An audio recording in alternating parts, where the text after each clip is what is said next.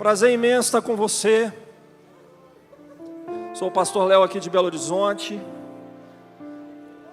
Sou responsável por uma visão chamada Nations Help. A gente trabalha com socorro de crianças em nações, com nações. Esse ministério tem me ensinado muito. Ricardo até brinca, né? Ricardo fala que eu era um teólogo, agora eu sou um apaixonado pela voz de Deus. E, queridos, eu estava ali sentado, o Senhor começou a me trazer umas coisas, cara. Que Deus me dê graça, eu preciso passar isso aqui. Eu preciso passar isso aqui, irmão, eu preciso de graça. Levanta a sua mão aí. Fala assim: Senhor, abençoa o teu servo. No nome de Jesus. Queridos, eu tenho aprendido algumas coisas com o Senhor. A gente tem trabalhado com nações. Alguns anos atrás eu estava perguntando a Deus se era para eu sair do Brasil, de uma forma assim mais definitiva. O Senhor me respondeu o seguinte: o Brasil está debaixo dos dias do profeta Amós. E eu fiquei alguns anos, já compartilhei essa palavra em alguns lugares, tentando entender essa estação que Deus estava falando, aproximadamente 3 anos atrás. E algum tempo depois o Senhor falou: olha, você está olhando a profecia como um todo, olha o final dela. Eu creio que nós ainda, como Brasil, estamos nesses dias. O final dela fala do tabernáculo de Davi, o homem que resolveu governar com a presença de Deus, preocupou mais com a arca do que com o seu governo. Deus deu ele graça e ele então manda trazer essa arca. Ele traz essa arca e coloca no seu lugar de intimidade. E quando ele faz isso, ele fala dos nossos dias. Porque o tabernáculo de Moisés está ligado à lei, mas o de Davi está ligado à graça, está ligado aos dias da igreja. No concílio de Jerusalém, quando estavam se discutindo se deveria aqueles que não eram judeus cumprir a lei, Atos capítulo 15, Pedro traz as suas experiências, uma delas é ali de Cornélio. Paulo traz as suas experiências, mas Tiago fala: olha, o que está acontecendo aí, o que eu estou vendo aí, é o cumprimento da profecia de Amós. E a profecia de Amós, ela tem 2 vertentes muito interessantes ligadas ao tabernáculo de Davi. É que a adoração é levantada com um objetivo. A adoração genuína é levantada com um objetivo. E nessa profecia, o objetivo é que os gentios seriam atingidos. E nesse último ano eu ainda fiquei ali perguntando a Deus: Deus, fala comigo. E o Senhor me ensinou e confirmou uma coisa que o pastor Ricardo falou aqui. Missões é fruto de paixão. E paixão se encontra quando há fervor. E fervor se acha quando nós somos um tabernáculo. E o Senhor encontra esse tabernáculo. Mas eu fiquei então assim perguntando a Deus. O Espírito falou comigo um dia: olha, você está em Amós, agora eu quero que você vá para Oséias. Eu vou te mostrar algumas coisas ali no livro de Oséias. E eu comecei ali, ler algumas vezes, pesquisar algumas coisas. E eu pude ver algo interessante, porque o nome Oséias está ligado a Josué e ambos estão ligados a Jesus. Então Oséias é uma figura do próprio Jesus. A voz profética de Amós, na verdade, ela é direcionada a reis. Mas a voz profética de Oséias, ela é direcionada para os sacerdotes. E quando você estuda o livro de Oséias, você vai perceber uma coisa muito interessante. A voz profética coloca a responsabilidade por aquilo que estava acontecendo na nação nos ombros do sacerdote. Veja isso aqui rapidamente, Oséias capítulo 4. Ele começa a falar o seguinte: vós sacerdotes, hoje, nesse momento, vocês não têm autoridade, porque vocês são como o povo. E vocês não são chamados a ser como o povo. Oséias capítulo 4, versículo 4. Ele começa a dizer, queridos, algo muito interessante: o meu povo está sendo destruído porque lhe falta conhecimento. Todo mundo conhece essa passagem. Mas tem uma sequência: porque tu sacerdotes, tu sacerdotes, rejeitastes o conhecimento de Deus. E essa palavra conhecimento é interessante, porque essa palavra conhecimento está ligada a relacionamento. A Bíblia diz que Adão conheceu Eva. Relacionamento íntimo. Então, na verdade, o que aconteceu com os sacerdotes daquela época é que eles foram perdendo a intimidade sem perceber que estavam perdendo a intimidade.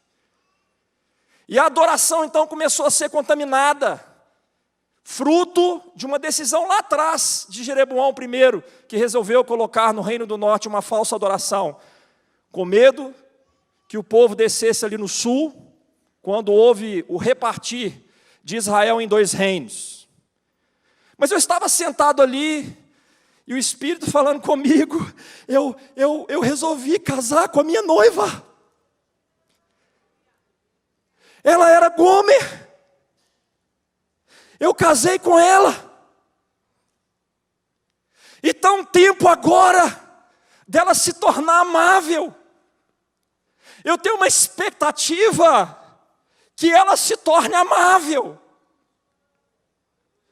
E aí veio essa pandemia, queridos.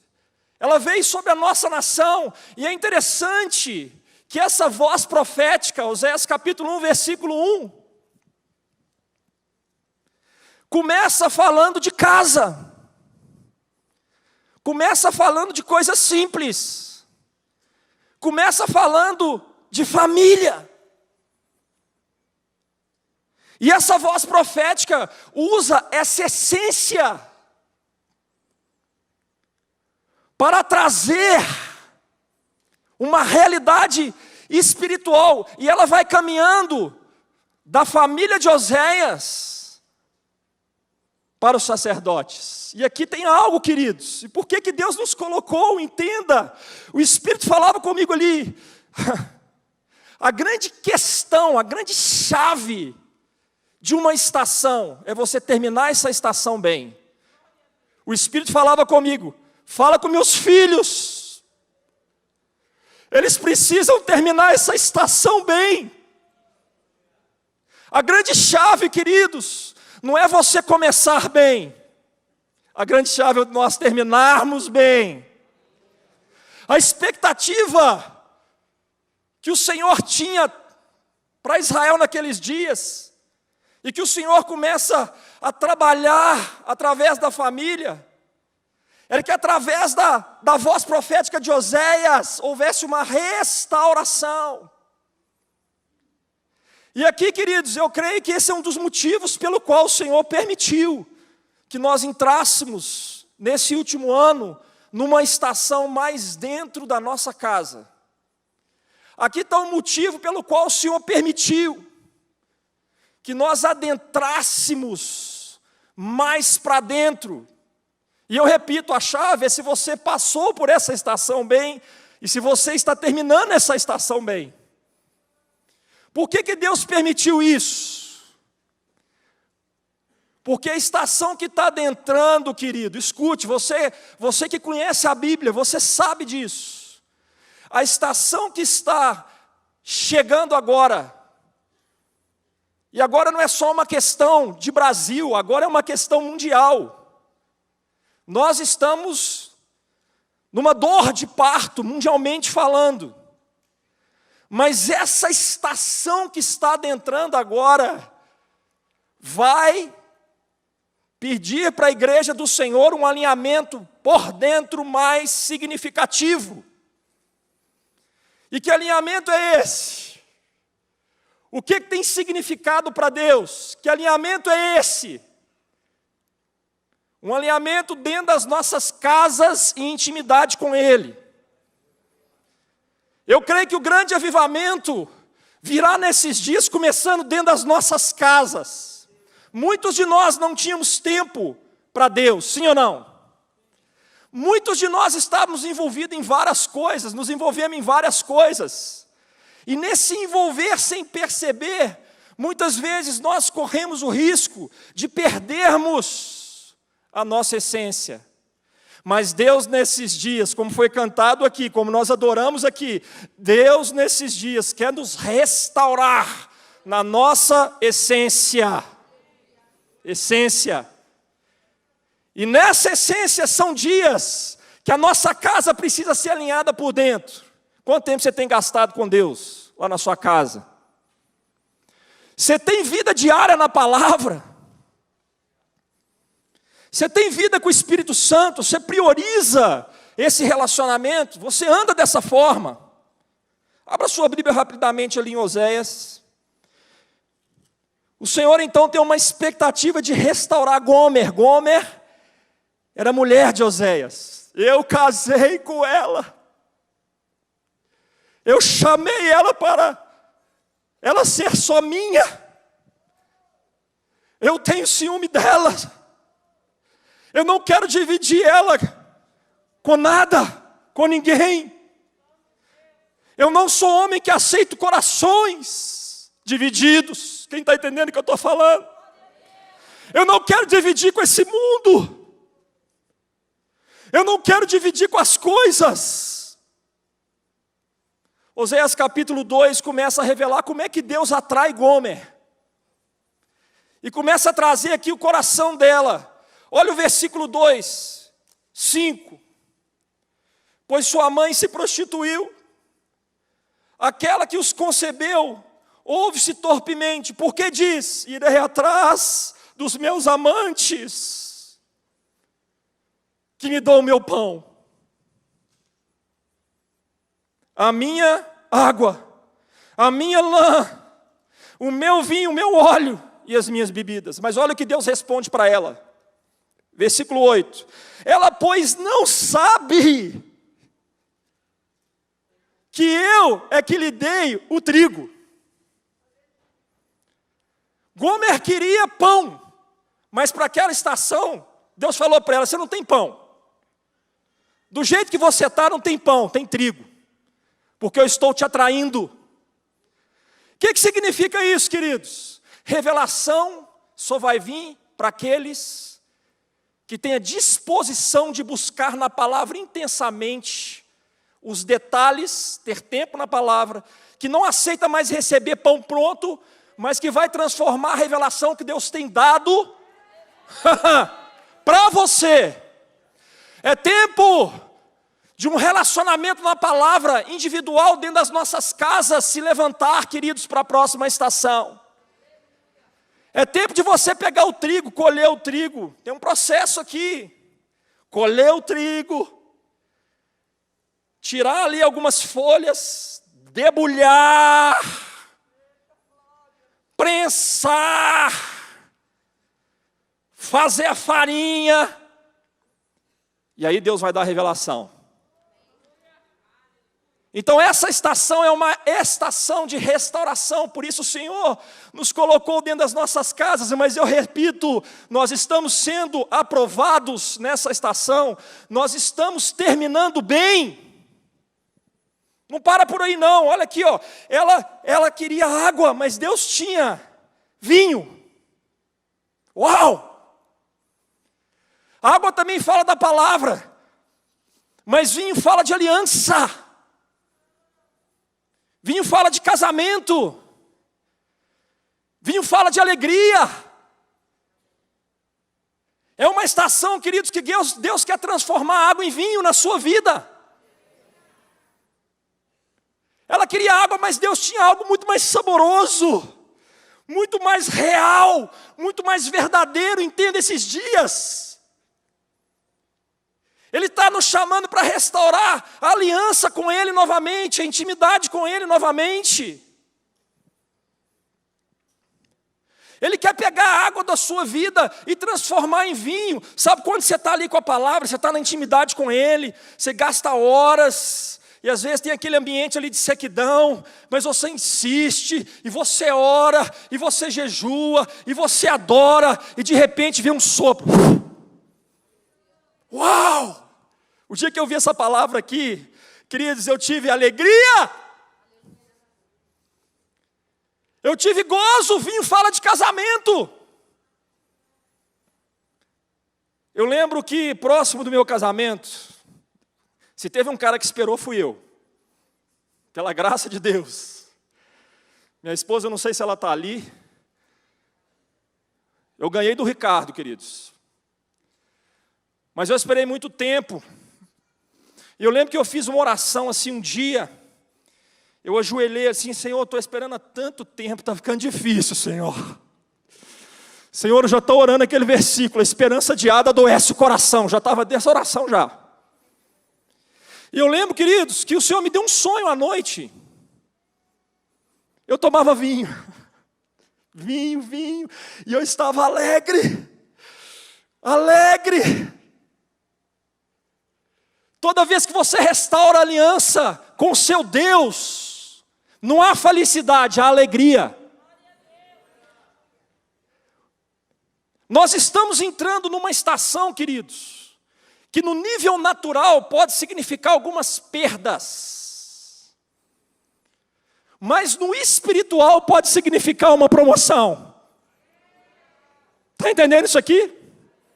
E uma igreja espiritual, ela permite perder no natural,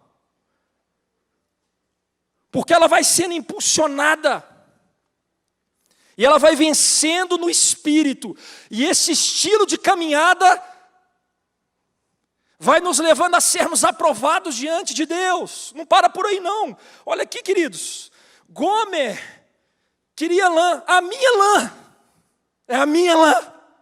Segura essa aí, sacerdote. Mas Deus fala para ela, que na verdade ela tinha óleo. Chegou a hora da igreja escolher se ela quer lã ou óleo. As duas coisas não... A lã fala daquele apego, a lã fala de tirar da ovelha, mas o óleo fala em dar para a ovelha e ganhar de Deus. Entenda, queridos? Chegou a hora de Deus levantar uma geração de sacerdotes que não tem procurado lã de ovelha. Chegou a hora de Deus levantar líderes nessa nação que não tem preço. Chegou a hora de Deus levantar corações que estão preocupados com vidas, coração que estão totalmente preocupados com as ovelhas, não querem a lã da ovelha, mas escolhe o óleo. E eu oro para que essa igreja que escolhe o óleo se levante nesses dias. Quem está entendendo o que eu estou falando? Eu olho para que uma igreja que escolhe o óleo se levante nesses dias. E Deus então está atraindo Gomer para um caminho de restauração. Não para por aí não, queridos. O linho tem dois significados, né? Fala de riquezas, porque era um tecido muito rico produzido ali no Egito. Mas Deus fala com ela o seguinte: eu tenho para você prata. Nesse processo de restauração, prata fala de depuração, ouro fala de caráter. O Senhor vai atraindo Gomer para restaurar o seu caráter, restaurar o seu coração. O meu óleo, mas eu tenho para ela ouro. Às vezes nós queremos óleo de Deus, mas não passamos pela depuração de Deus. E óleo tem que passar pela depuração de Deus, tem que passar pela escola de Deus, tem que passar pelos processos de Deus. E eu repito, como é que você está terminando essa estação? Lembrando que o segundo aspecto pelo qual o Senhor nos colocou dentro das nossas casas é para que haja um testemunho vivo dentro das nossas casas nesse momento. Que testemunho é esse? Relacionamento entre marido e mulher. Você foi aprovado nessa estação que Deus te colocou? Escute aí, igreja. Você entendeu por que Deus te colocou mais lá por dentro? Porque a estação que nós estamos adentrando, o Senhor precisa de uma família forte, casamentos fortalecidos. Há dois movimentos hoje acontecendo no mundo espiritual. Mundialmente estão atacando a família, mas Deus está fazendo uma revolução mundial também por dentro. As famílias da igreja vão ser restauradas. Relacionamento entre pais e filhos, como Deus falou comigo nessa estação, querido. Ontem eu estava orando, pagando um preço aqui por esse tempo que nós estávamos, e o Espírito falou comigo: para agora, seu filho está lá na sala, desce com ele, deixa seu celular do outro lado lá, ó. Aprenda a ter tempo com ele, em quantidade e em qualidade. E eu então fiz aquilo, coloquei, falei: Deus, eu estou orando aqui, estou sentindo uma batalha espiritual acontecendo. Eu sinto que o Senhor quer me trazer algo, mas eu sei também que está acontecendo alguma coisa, mas eu vou te obedecer. A alegria do meu filho. Coisa simples. Papai, vamos rápido, papai.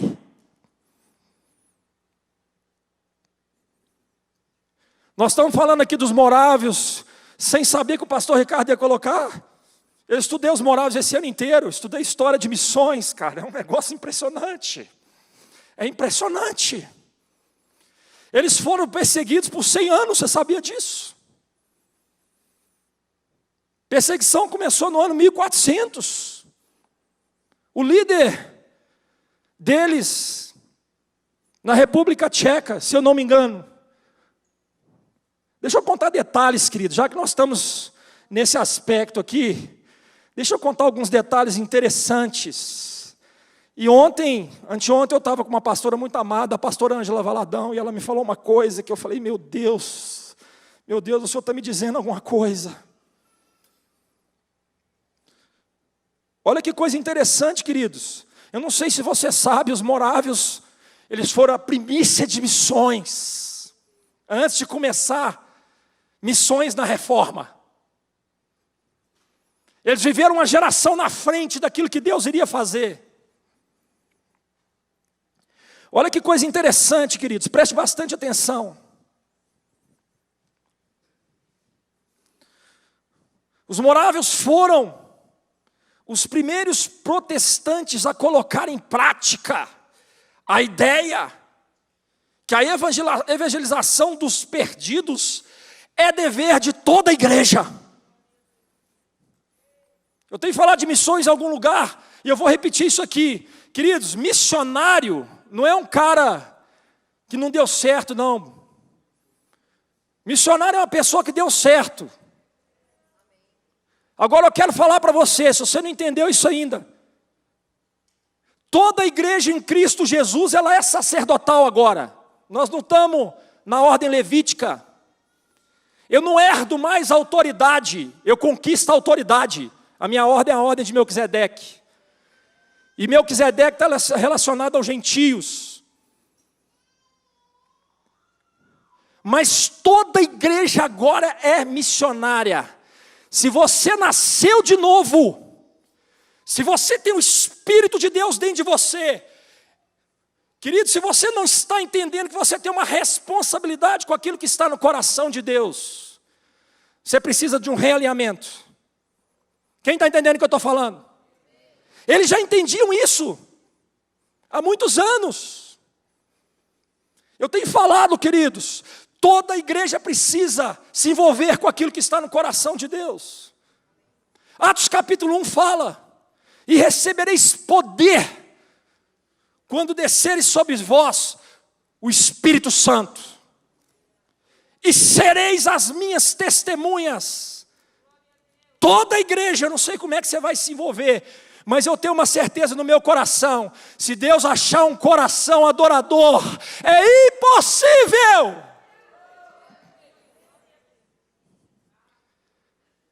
Interessante o que o John Piper fala sobre missões. Missões não está no centro da igreja, porque ela tem um fim. Agora a adoração é o centro. A adoração está no centro, porque a adoração coloca Deus em primeiro lugar. Está na hora da adoração se levantar na nossa nação novamente. Está na hora dos corações aptos a se entregarem, se levantar na nossa nação novamente. Sabe por quê, queridos? Aí eu vou te falar com plena convicção, escute. Essa é uma palavra para a igreja no Brasil. Está vindo um movimento que tem a ver com missões.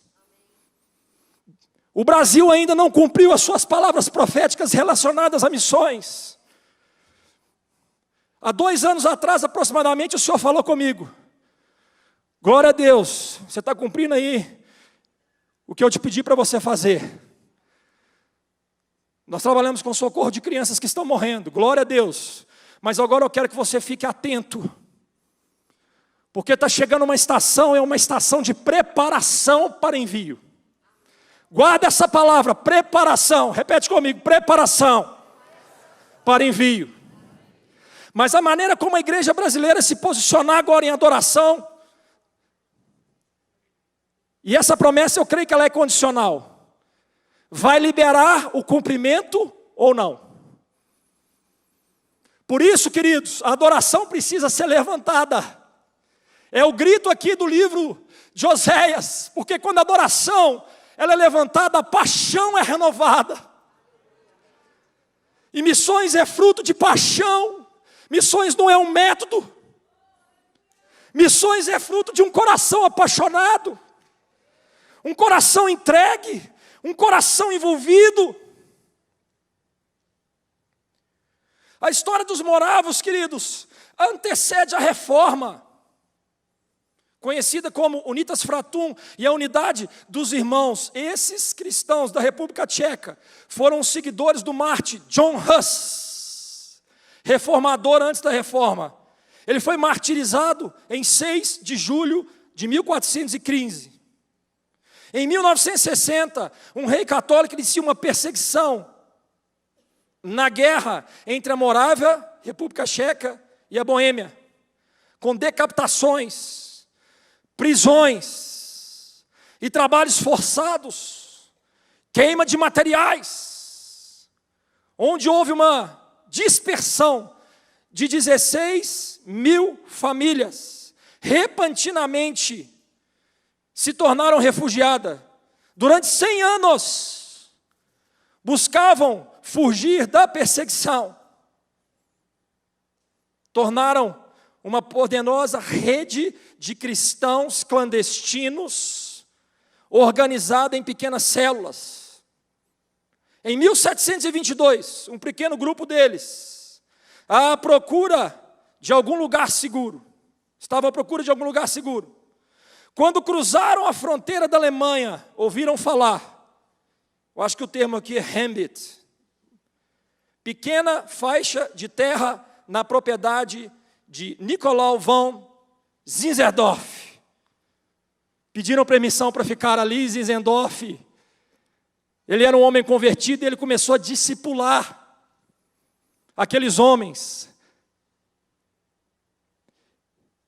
E eu tinha recebido umas fotos de um pastor amigo meu. Como eu falei, eu estava com a pastora Ângela. Falei, eu te vi lá nas fotos. Eu falei, você sabe o que eu descobri? Eu falei, não, pastor, me fala. Me fala. 2 coisas. Eu cheguei lá na Alemanha, um lugar pequenininho, uma igreja pequenininha. E eu perguntava para os jovens, onde é que é a igreja dos morávios? O quê? O que você está falando? Nunca ouvimos falar. Perguntaram para várias pessoas, não sei. Aí a equipe decidiu, vamos perguntar para algumas pessoas mais velhas aqui. Pararam o carro. Falaram, tem um museu ali, ó. Eu acho que é mais ou menos isso mesmo. Vai lá.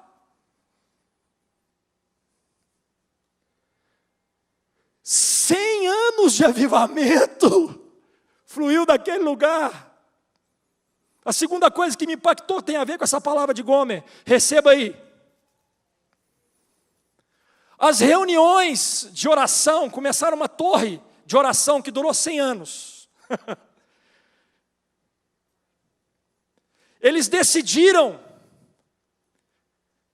colocar famílias, escute,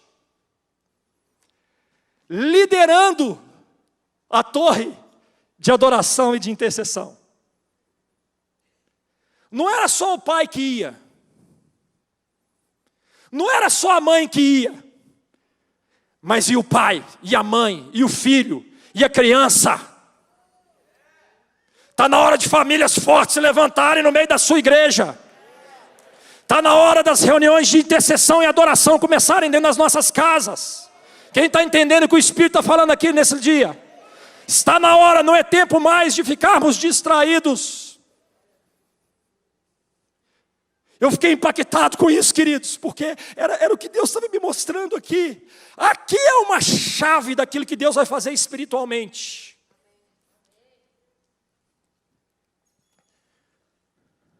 Eles têm outros princípios muito interessantes, vou passar aqui só alguns. Eles foram os primeiros a entender sobre os fazedores de tenda. Eram profundamente dedicados ao Senhor Jesus Cristo. Eram extremamente cristocêntricos. Os morávios, em contraposição com os pietistas, tinham pouca educação formal e teológica.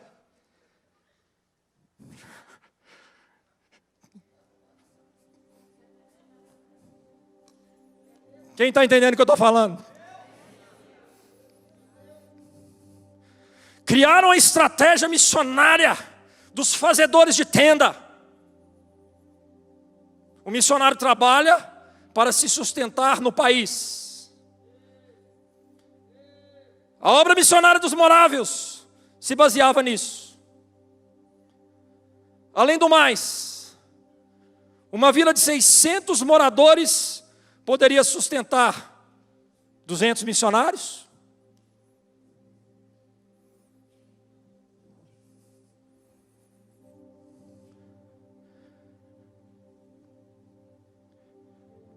Os morávios viviam à margem da sociedade. Pelo fato de estarem acostumados ao sofrimento, escute isso aqui, meu irmão. Nós vivemos uma geração que não quer sofrer. Um evangelho que não quer sofrer. Mas quando nós começamos a andar no Espírito, quando Deus vai aumentando o nível de espiritualidade, Ele mesmo vai nos colocando para que nós sejamos provados e aprovados. Olha o que Ele fala aqui para Gomer, Oséias 2, versículo 14, como é que Ele atrai Gomer? Olha aqui, portanto, eis que eu a atrairei e a levarei para o deserto. Eu quero fazer ela amável. Eu quero fazer que ela troque os seus valores. E Deus mesmo coloca ela no deserto. Eu lembrei aqui de Jesus Cristo. Aquele segundo a ordem de Melquisedeque, ele conquista níveis de autoridade por aquilo que sofreu. Quando recebeu a unção, o Espírito veio sobre ele, ele foi levado para o deserto. Eu estava orando pelo Brasil rapidamente, que eu preciso entregar, o Espírito está me trazendo aqui, eu preciso entregar isso aqui. Eu estava alguns dias orando pelo Brasil, tem a ver com adoração, queridos. E o Espírito me trouxe, estava com a bandeira do Brasil, que uma das grandes guerras é aquela tentação, quando o diabo pega Jesus e leva ele nas partes mais altas e oferece para ele o reino desse mundo. A grande guerra da nossa nação está a nível de adoração. E para nós vencermos, nós vamos ter que negar tudo aquilo que o Satanás está tentando distrair e entregar para os cristãos nesses dias. Tudo.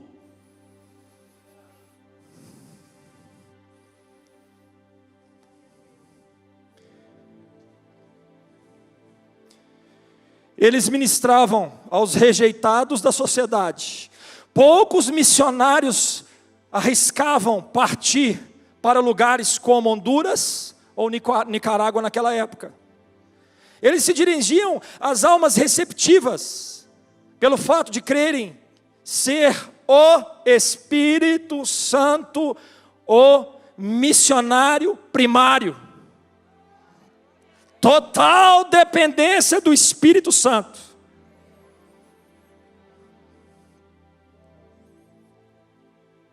Os morávios aconselhavam seus obreiros a procurar as primícias, aquelas pessoas a quem o Espírito Santo já havia preparado para lhe transmitir-lhes as boas novas. Eles valorizavam mais o crescimento em Cristo que a expansão denominacional.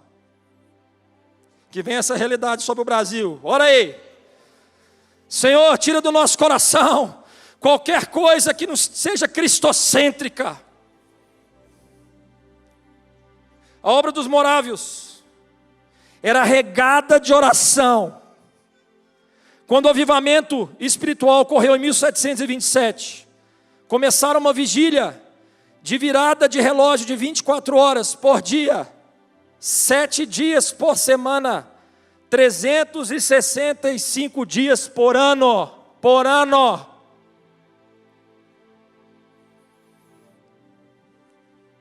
Que se levante famílias adoradoras e intercessoras nessa nação.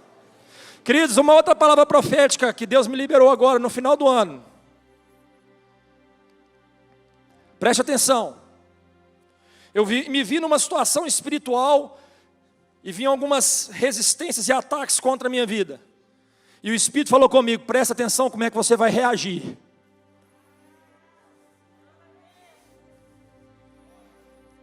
E agora eu quero que você vá para o livro de Josué. O que significa isso, querido? Nós estamos sendo treinados e preparados por uma estação de guerra espiritual, num nível maior. O que é Josué? Estação de guerra, conquista e despojo. E a maior guerra é dentro de nós.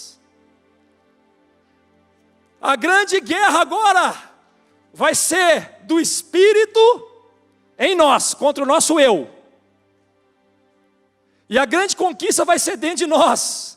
Não dá mais, querido, para ficar distraído. Escute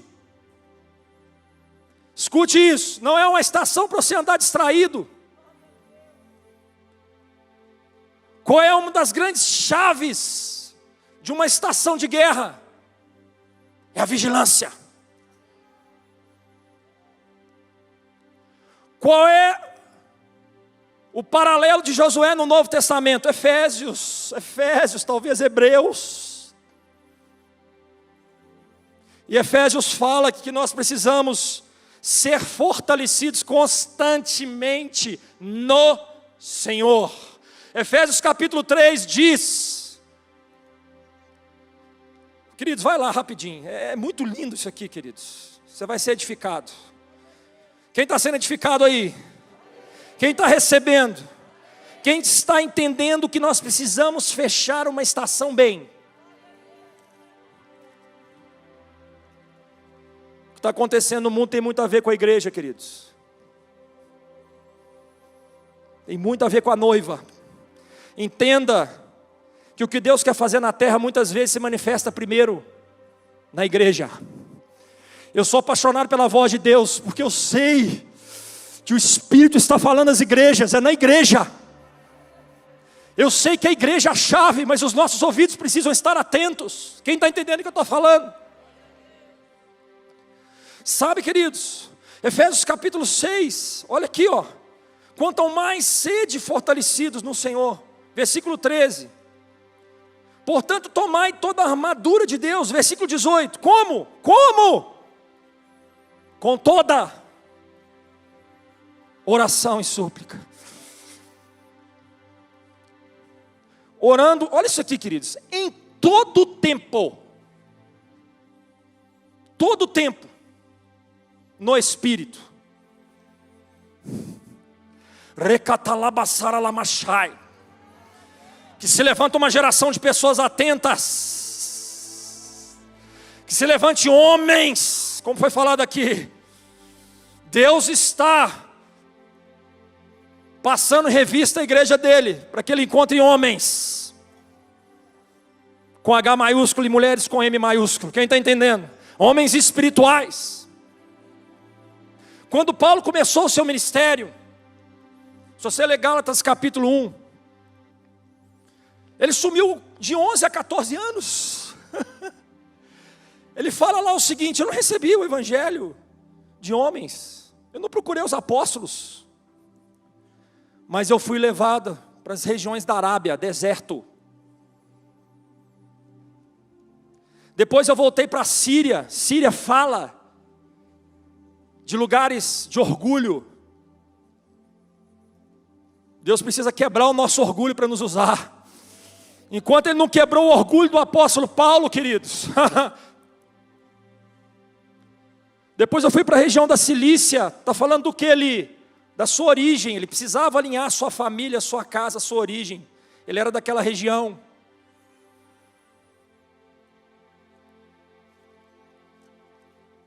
Então, queridos, ele começa dessa forma, dentro de um processo, mas ele termina bem. E como é que ele termina? Um dos livros que eu mais amo, quando eu observo um missionário terminando bem, no caso do apóstolo Paulo, é Filipenses. Uma das epístolas da prisão. No natural ele não estava bem, interessante, sem dinheiro, preso, dependendo de ofertas, mas no seu espírito, ele fala de alegria, ele termina alegre. Uma vez eu estava numa nação, no Haiti, como essa experiência me edificou. Nós temos uma operação ali dentro de um lugar muito difícil. Clamor teve uma influência tremenda. A primeira vez que eu fui aqui, teve uma influência tremenda. Queridos, entenda, Deus dá uma unção para cada ministério. Esse ministério tem duas unções. Se você não entendeu, você quer ouvir? Uma unção de rompimento. Se você aproximar, Deus vai desatar. E uma unção profética. E eu lembro, queridos, que a primeira vez que eu fui, eu entrei, mas depois começou uma história, e alguns anos depois eu estava passando por Cité Soleil, o maior complexo de favelas das Américas, de comunidades, um lugar terrível, um lugar que o homem não quer ir. E eu via o Espírito de Deus me atraindo para ali. E naqueles dias eu estava orando alguns meses, perguntando para o Senhor, como que o Senhor quer? Como que o Senhor deseja? Como que o Senhor quer que nós socorremos criança? Até quando eu sou responsável por isso? Eu não sei, Deus. E Ele nos deu um modelo. Ele falava assim comigo, quando for possível você socorre a criança dentro da família. Quando não é possível, você tenta resgatar. E pela graça de Jesus, a gente tem feito isso há alguns anos. Começou na primeira viagem que eu fui aqui com o Ricardo. Tive um sonho com ele, não queria me levar, a Sandra me bloqueou, fui o último a entrar, foi uma confusão. Ô mulher brava só, mas é de Deus, viu? Você não vai não. Falei, então dá bom, ué. Mas Deus tem as suas ideias, as suas formas, Deus tem umas coisas, Ele brinca com a gente às vezes. Mas eu estava dentro de Cité Soleil, com essa palavra, e um pastor que faleceu ano passado, o pastor Ricardo conheceu ele, o pastor Vincent, líder da Good Samaritan Foundation, o maior projeto dentro de Cité Soleil. Cité Soleil é a parte baixa, queridos, você vê o esgoto da cidade de Porto Príncipe descendo, você vê aquelas crianças nuas, você vê aquelas barrigas bem inchadas, muita fome, muita morte.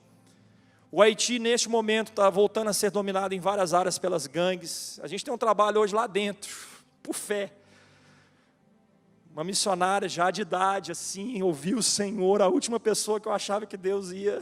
Queridos, Deus só precisa de um coração. Só isso. Ah, mas o dia que eu aposentar. Ah, mas o dia que eu queridos, se você falar isso com o Espírito Santo, você já está reprovado. Porque não vai ter como você entrar num chamado sem você perder. Perder a sua vida. Entregar a sua história de verdade no altar. E eu lembro, queridos, que eu estava ali, e o pastor Vince tinha ouvido falar desse modelo. Vão ali comigo, eu vou te mostrar 3 famílias. Eu andando ali em Cité Soleil, um lugar, cara, você não tem ideia, o brasileiro não conhece um lugar como aquele. Quando eu desci com ele, veio algumas crianças, ela pegava aqui na minha perna, falava, blam, blam, blam. Significa branco, branco, branco. Eu não vi Jesus, mas eu sabia que Jesus estava ali. Eu sabia que Ele estava ali. E quando eu estava andando por aquelas ruelas, e Deus falando, você vai entrar aqui. Eu estou te trazendo para cá. uma alegria. Uma alegria no meu coração. Esse é o jeito certo de você terminar uma estação. Seu corpo pode estar debilitado, sua conta pode estar complicada, mas você precisa estar no centro da vontade de Deus. Deus precisa levantar uma geração que deseja somente fazer a sua vontade, custe o que custar. E quando Deus encontra um coração, queridos, Ele vai não somente dar visão, mas Ele vai derramar graça à medida que você entenda que você precisa casar com Ele. Nós precisamos terminar casados com Ele da forma que nós começamos. Ele tem uma expectativa que você volte ao primeiro amor.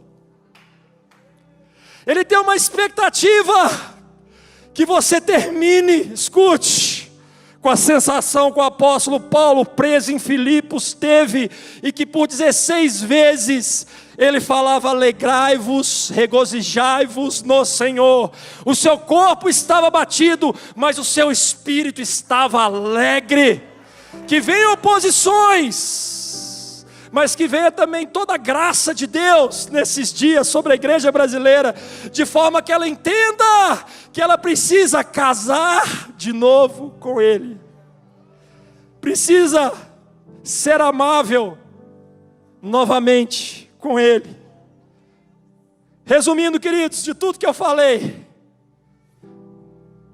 nós precisamos terminar bem, nós precisamos ser aprovados lá na nossa casa, nós precisamos ser aprovados aonde o homem não está vendo, nós precisamos ser aprovados lá na nossa família, nós precisamos ter um testemunho lá dentro.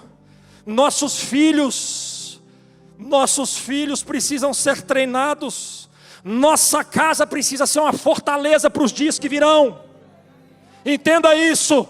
Por isso Deus nos colocou dentro das nossas casas. Você precisa ser aprovado nesse processo. Eu quero ser aprovado. Quem está entendendo o que eu estou falando, querido, escute. Volte para sua casa e seja aprovado. Case com Ele. Dê um testemunho dentro da sua casa, da sua família.